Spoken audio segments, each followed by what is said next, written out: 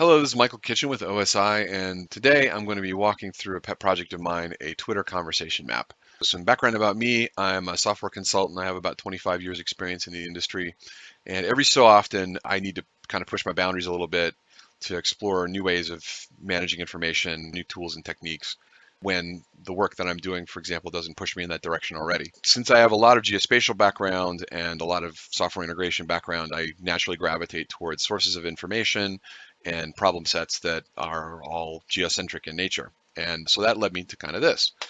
What is this thing and what does it do and what am I going to do with it? First off, what is it? To check it out yourself, you can go to Twitter Conversation Map-1 herokuapp.com, which I'll put the URL in the comments and you can click straight through to it.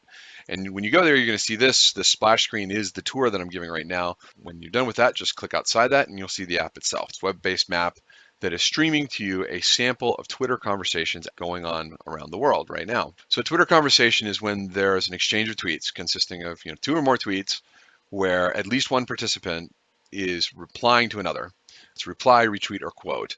And at least one participant is in a known location. Cases where you have two known locations and you're doing a reply from one to the other, I'm able to draw a link. In cases where only one participant is in a known location, I do these circles. These circles with numbers in them are clusters of them. That's when I'm zoomed out so far that I actually can't see all the circles cleanly, so cluster them. So if I zoom in a little more, you'll see them kind of spread out. Yeah, there you go. The way it works is it just sits there and listens to a sample of this Twitter traffic. A Twitter minute of an average day gets about 350,000 new tweets. And of those, I can sample up to 3,000 a minute, roughly, through their streaming APIs. And if I give it a filter to only send me those that have geolocation information in them, I'll get out of that approximately 100 conversations, either new ones or updated ones in a given minute. And of those, maybe 10 of them are two-way, where I know where both participants are. That's where these links come from. The app is visualizing the last 200 or so active conversations. The links fade over time. I lessen their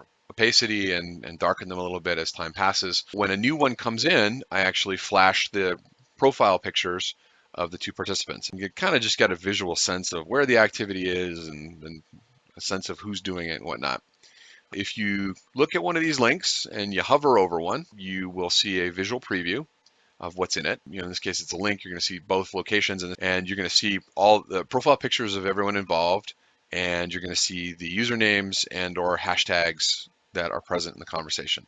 Go to somewhere kind of busy like New York or say Philadelphia, this ends up being a fairly large list, because in Philadelphia right now, all these different people are tweeting on all these different subjects and about these different people. Hover over a circle, you see that too. So you click on this, the link or circle will go yellow, and you'll actually see the whole Twitter conversation in reverse order, top being the most recent tweet. And if you are looking at a location, you'll get all of the geolocated tweets in that location, like so, and there can be quite a lot, and they may not necessarily be related.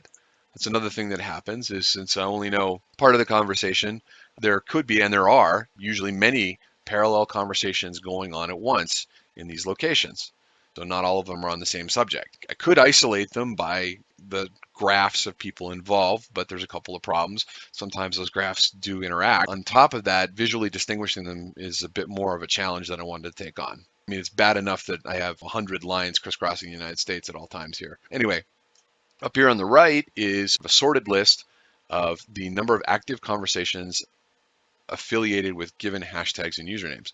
So for example, right now, NBA Finals is involved in 46 conversations around the globe. And if you click on it, you'll actually see those conversations highlighted. If I was to click on NBA Finals and MLB Draft, for example, these are all the different conversations involving those subjects and so on. And you'll also note that when I do that, other conversations are dimmed, so it kind of helps give a sense of for filtration.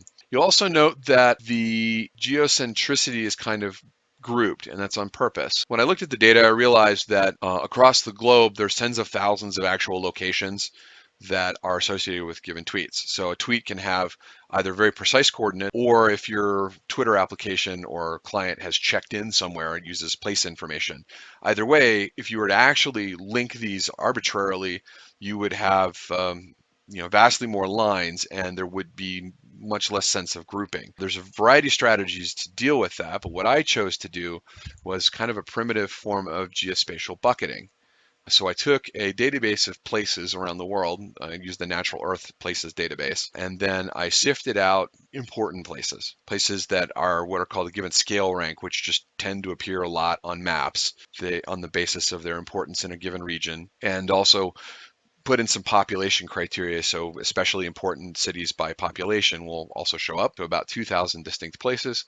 And then I used Voronoi polygons to create the effect you see here. It works generally pretty well, although I didn't really supervise it much, so there are some anomalies. For example, all this tweet traffic that is really from Hawaii appears to come from the Tokelau aggregation, which it doesn't. Similarly, of all places, Washington, D.C., it's being bucketed into St. Charles, Maryland. But for most cases, it actually works. My next goal is to integrate some extra tools called streaming APIs into it so that I can add more exhaustive tracking, those multiple graphs of conversations be distinguishable, to be able to set alerts, to do searches on historical patterns, and also just generally make it more versatile and more persistent so that I could, for example, say a time slider that lets me look yesterday, the day before, etc. Anyway, that's the gist. Thank you very much for your time. And as always, if you have any additional questions, feel free to contact me. Hope you have a nice day.